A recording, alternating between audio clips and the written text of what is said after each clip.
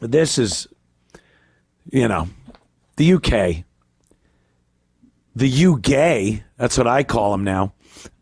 They've announced a plan to ban social media for anyone 16 and under in that country.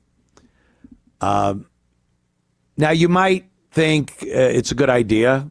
Social media, the internet, phones, they've taken up so much time in young people's lives that they don't seem to be motivated to do much of anything but doom scroll and post stuff on YouTube and Instagram and TikTok and whatnot.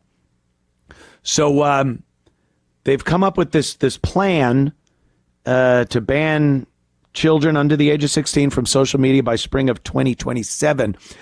But I see this a little differently. I see a more nefarious motive for doing this. Let's play this clip from the UK. Here you go.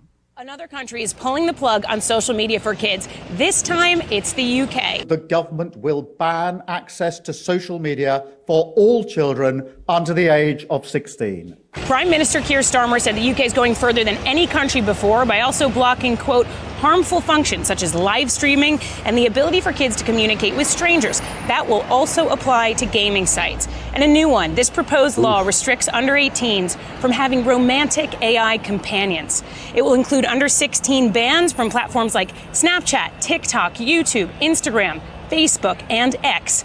But they say messaging services like WhatsApp will still be allowed. If tech companies fail to comply, they face huge fines. Now, the UK follows Australia, who banned under 16s from social media in a landmark case in early 2026. But around 70% of parents there told Australia's regulators their children are still on the platforms. They've found ways of bypassing the system. Of course. Starmer said that doesn't deter him. We don't say, oh, look, a teenager managed to get a drink somehow, so let's not bother banning alcohol sales to children. We don't do that, do we? That would be utterly ridiculous. The U.S. Embassy in London published a notice about these restrictions before the announcement. They voiced concerns that age gating would not work, and there are other ways to protect children while preserving freedom of speech, adding that parents are the first and best line of defense. But Starmer said UK parents overwhelmingly want this government action, and he expects the law to pass by Christmas, coming into place early next year. Do the parents really want this? Overwhelmingly? That means the majority of parents might want this, but this is not what it seems to be on the surface. This isn't just under 16. A lot of people would look at this and just go, well, it's 16 and under. They're kids. They probably shouldn't have access to this. First of all, I find myself being educated every day by stuff that's on YouTube. I go through a lot of things. I learn a lot of things about everything from fucking anatomy, biology, physics, ecology, astronomy, a lot of the me's. But it's like I said before, everything you need to know is on there. And a lot of times watching a video on YouTube about something is so fucking educational, more than any school could teach you. So that's an issue, but that isn't even it, because this has nothing to do with helping children, because the internet and their phones and social media is so much of their time is being wasted, time and energy. Starmer's like, they should be going out and playing with their friends, doing homework and stuff. Yeah, okay. That's the sale. That's the sales pitch. But what's the actual product you're getting? I'll tell you, two-pronged. One of which is they want the schools to be the only place these kids get their information from. The commie, leftist, liberal bullshit schools that teach their kids that white people are terrible, that brown and black people are amazing, that everyone deserves to be in England. that agenda. They want to shove that into the kids' heads. And then when they have to release them from school for the day, they have no recourse. They can't go somewhere and see videos that maybe black and brown people aren't amazing. Maybe they're perpetrating a fuck of a lot of violent crime and of kids that are, your age. Maybe they see that this unfettered illegal and legal immigration is destroying your heritage and your culture and your ancestry and your country. The school won't tell them that. The school will tell them that's awesome. And you suck if you're white. And it's better for England and any country that's been predominantly white to have brown and black people come in. And it's the best thing for the country. Diversity is our greatest strength. And then when they leave school, they can't go online on social media and see anything that shows that as a lie, as a different opinion about it. So it's much easier to brainwash the kids if they don't have any access to a dissenting opinion than they're being told in the schools.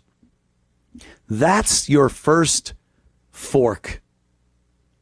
The second prong of this is you got to think to yourself, how on earth are they going to figure out if someone's 16 or 36 wanting to access social media on their phone?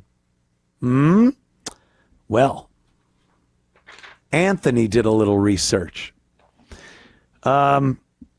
Let's say, drawn off of HEAA guidance and existing OSA implementation for 18 plus content, like this would be a similar way to determine if you are of age to access not but social media.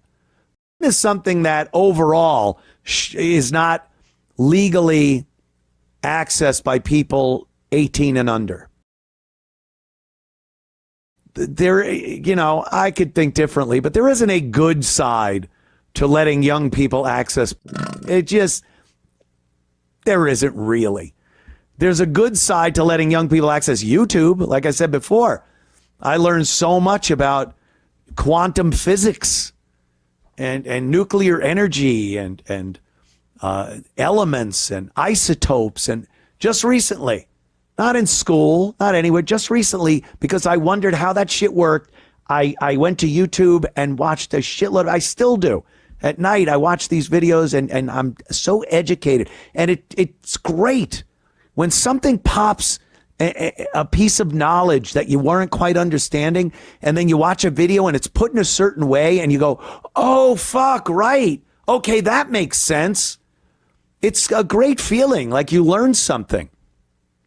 They want that taken away? That isn't like liquor or, sometimes it's good for an 18 or under to drink liquor. Sometimes it does wonders for them. No. But YouTube, there's so many great things that a young person can get education-wise from YouTube. And they want to take that away because they want to be the end-all, be-all of what those kids are taught.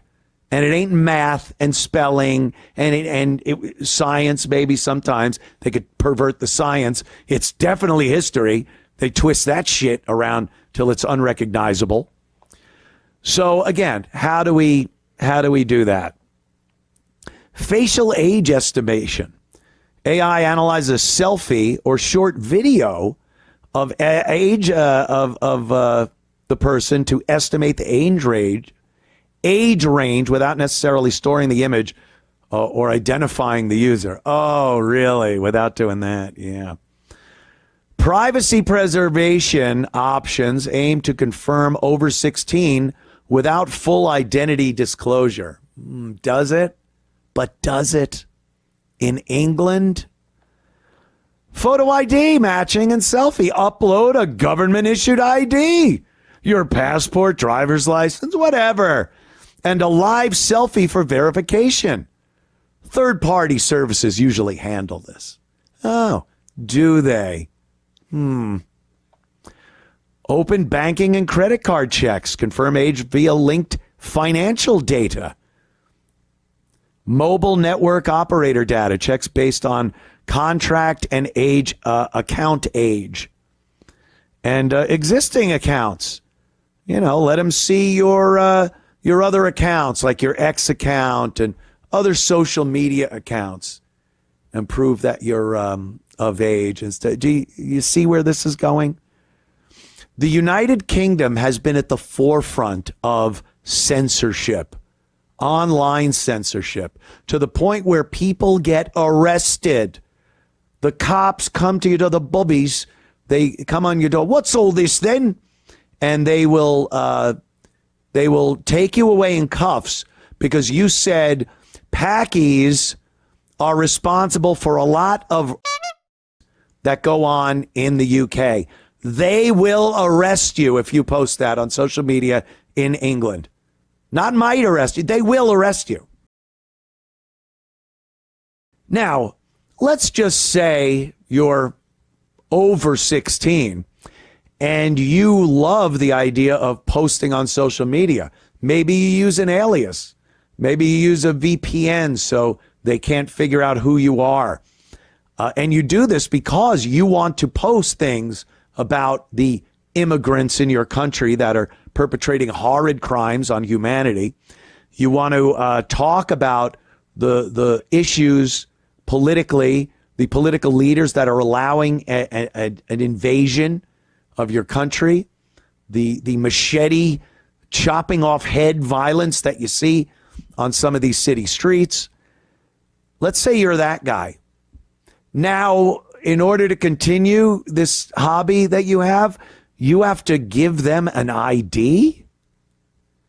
It's not about the 16-year-olds and younger accessing social media. If it is at all, it's the first thing I mentioned about they want to be who teaches your kids. It's about having to verify that you're not 16 or younger. And in verifying, you are giving your name, who you are, other information where people can easily find who you are and where you are in case you post something they don't like. Makes it easier to arrest you. That's what this is all about. We're saving the children from social media. Oh, a side note is that we can arrest people that say that illegals are savages. Oh, don't even fucking think for a second that ain't it. And what recourse do the English people have? They don't have a First Amendment. They don't have any power over their government. They gave their fucking guns away. And as slowly or as quickly as the government wants, they could take away your right to criticize what they're doing and how they're doing it and how they're endangering the English people by letting in these savages. So good luck, England, man. I feel bad for you.